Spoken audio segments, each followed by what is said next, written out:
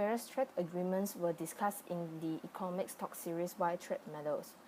Since the day of independence, Malaysia has been the member of World Trade Organization as known as WTO. However, WTO is not comprehensive as it is because the gap between developing and developed countries is still existing in terms of trade development. Due to the challenges in negotiating at the WTO, many countries are shifting or have shifted their focus on negotiating free trade agreements at other levels, which are bilateral FTA, Malaysia-Australia FTA, regional FTA, and plurilateral FTA. There is an increasing trend of FTAs around the world, and Malaysia has participated in 18 other FTAs since Malaysia's first FTA with Japan in 2005. Moreover, Australia and India are the two main FTA partners of Malaysia. As Mr. Junaidi mentioned in the talk, Malaysia's first FTA was less complex, with which contains 14 chapters. As he explained the contents briefly chapters by chapters, trade in goods in chapter 2 is about liberalization of trade in terms of reducing tariffs, quota, and other restrictions on trade between them. Next, rules of origin is the chapter focuses on the regulations of detailing the product-specific requirements relevant to each tariff classification for goods, explaining the method used to determine the regional value content of goods for the purposes of some of the product-specific requirements. The big concern about this chapter is, for example, in DPPA, the major portion of a product such as a Nike shirt comes from China and it lands in Malaysia and a Nike logo is printed on the shirt. After that, the shirt will be labeled as made in Malaysia and it will be exported to the United States. However, the value added in production in Malaysia is actually 2 or 3% in the production. In this context, the Nike shirt should not be labeled as made in Malaysia, but it was what happened to product in China. Therefore, a percentage must be fixed in terms of production for the products to be labeled in one country in order to benefit the tariff liberalization. What follows next is custom procedures, which is also known as behind the border measures. The processing in terms of custom procedures for import and export can be complex. Therefore, the process is hoped to be simplified in terms of goods which are importing to the country. In the technical regulations, standards and conformity assessment procedures chapter, countries have established uniform multilateral rules aimed essentially at preventing the introduction of unnecessary barriers to international trade. Sanitary and phytosanitary measures focuses on standards for food in terms of exporting food to certain countries. Then, the next chapter, which is investment, a standard chapter among all of the free trade agreement where governments are permitted to provide access to investment and also equal treatment to all local companies as well as foreign companies. Following by trade in services chapter, which focuses the investment on services, and this chapter tends to be more attractive to developed countries because their high participation in services sectors. Nevertheless, the intellectual property chapter debates about copyrights and extensions of trademarks whereby certain governments, especially the developed countries, try to extend their rights on intellectual property. Moreover, encourage discipline on competition.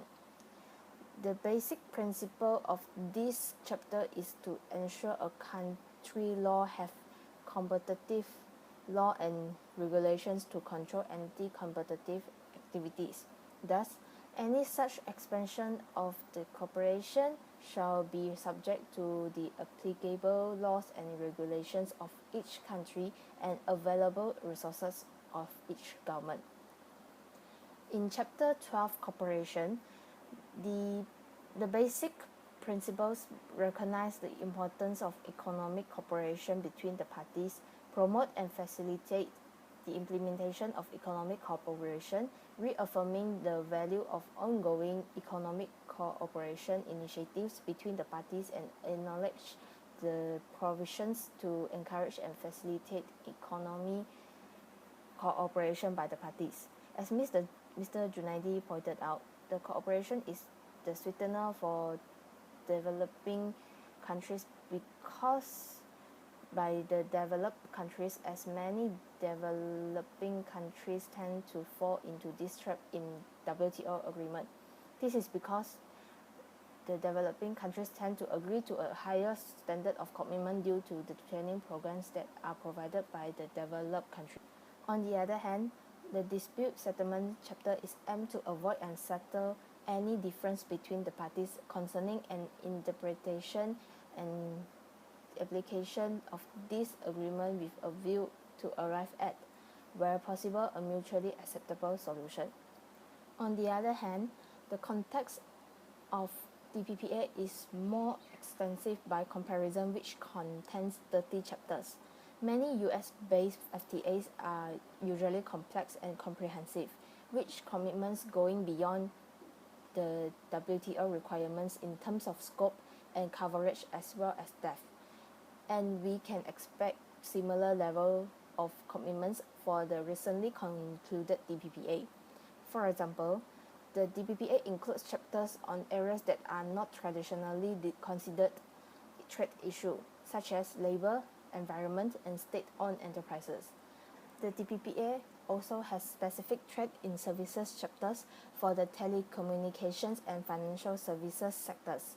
The DPPA highlights how the different chapters in an FTA obliges the member to link their trade commitments to their various domestic policies.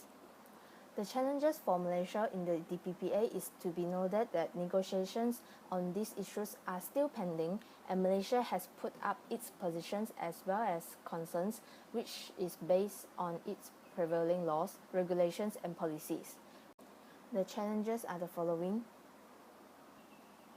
The first challenge is government procurement.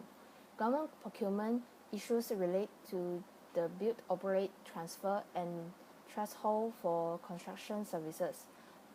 On build, operate, transfer, Malaysia has carved it out from the scope of commitments. As for threshold for construction services, Malaysia's current offer has been set at a very high threshold. Areas of interest to the Bumiputra business community and small-medium enterprises have been excluded from our initial offers, and Malaysia will maintain this position. Malaysia will continue to maintain preferences for selected groups, but at the same time allowing the business sector in Malaysia to participate in a sizable government procurement market of the other parties. The second challenge is intellectual property rights. Intellectual property rights issues revolve around access to medicine and healthcare, increase in pharmaceutical prices, and longer copyright protection term. Malaysia has strongly raised objections towards proposals that could delay the entry of generic drugs into the market and result in high costs in the prices of medicines. Malaysia is working with TPP members of an outcome that would strike a balance between the continued need to allow access to affordable drugs and healthcare and sufficient as incentives for drug companies to innovate. The third challenge is state-owned enterprises, as known as SOE. On SOE, the issue is the impact arising from the proposed disciplines on the role of SOEs in the Malaysian economy with regard to provision of public goods and services, development of strategic industries, and implementation of social development programs. In the SOE chapter, while acknowledging that a level playing field is necessary to allow both local and foreign companies to grow, Malaysia is advancing the argument that countries have different economic systems in place with SOEs and GLCs playing important roles in economies such as Malaysia. Malaysia is seeking to have flexibilities in the agreement that will allow the continued assistance of such entities to participate in the economy and provide public and social goods and services. Last but not least, for labour, Malaysia is seeking to strike a balance between workers' rights and maintaining harmonious employer-employee relations within the context of the Malaysia scenario. In the area of environment, while supporting a chapter that provides for environmental preservation, we do not want to allow environment clauses to be used as a disguised barrier to trade. Some of the key issues for Malaysia are enforcement where forestry, biodiversity, water, and land are under the state jurisdictions, elimination of fisheries and fossil fuel subsidies, adopting stronger provisions in conservation, binding all the commitments in multilateral environmental agreements under this chapter, and subjecting the environment chapter to dispute settlement mechanism. In both labour and environment, Malaysia, together with other parties, are seeking to have a dispute resolution mechanism that is more consultative in nature and also not sanction-based. Next, the following chapter talks about measuring international trade. In cases of Malaysia, export is generally higher than import. In 2015, Malaysia's net export was 94 billion Malaysia ringgit or 8% of GDP. Therefore, trade is important to Malaysia, but it is still just part of Malaysia's economy. According to their research, Malaysia's main trading partners are Singapore, China, Thailand, Japan, and the US as from 2015. Malaysia's main exports are electrical and electronics, petroleum products, and liquefied natural gas. As for Malaysia's main imports are electrical and electronic, petroleum products, and chemical products. Trade data tells us a lot about Malaysia's external sector. However, the emergence of the global value chain necessitates to rethinking of how trade data is reported. Nowadays, it is common for a product to be manufactured using inputs from many countries. Apple's iPhone as example, credit for manufacturing iPhone is usually attributed to China because that is where the product is assembled. In reality, less than 4% of the value of an iPhone actually originated from China. If using the traditional measure to calculate the US trade balance in iPhones, China will get the full credit, but if we calculate using the value added measure, China will only get the credit for 4%. The global chain is started globally all the way from the research and development to assembly. Apart from the electrical and electronics industry, the global value chain model is also known as the GVC, is also used in other industries. The Nutella GVC is another example. The production of Nutella uses ingredients sourced from all over the world. Palm oil from Malaysia, cocoa from Nigeria, hazelnut from Turkey, sugar from Brazil, and vanillin from China. International trade facilitates the production of Nutella on a global scale, allowing the manufacturer to source ingredients from around the world and locate factories close to the final consumer markets. Here comes the importance of FTAs. In order to have this to happen, FTA play an important role. If the transportation logistics, the taxation and other costs are high during import and export, companies will only willing to produce it in their own country. Now, many companies divided the production by tasks to the countries rather than produce it from end to end. They want to specialize in certain tasks but not in the whole value chain. The GVC brings up the question, how much of a country's exports actually originated domestically? Here comes the best idea in GVC is that countries can specialize in tasks that they are good at. Therefore, the production activities of product do not have to take place entirely within one country. Besides that, GVC is also known as global supply chain, international production network, and offshoring. Economists has proposed a new way of measuring trade called trade in value added. As an example, Japan export $100 products to Malaysia and Malaysia export $120 products to China. Traditional method of measuring trade will record Malaysia's gross export as $120. However, trade in value added will record Malaysia's export in value added as $20 because only $20 is originated from Malaysia.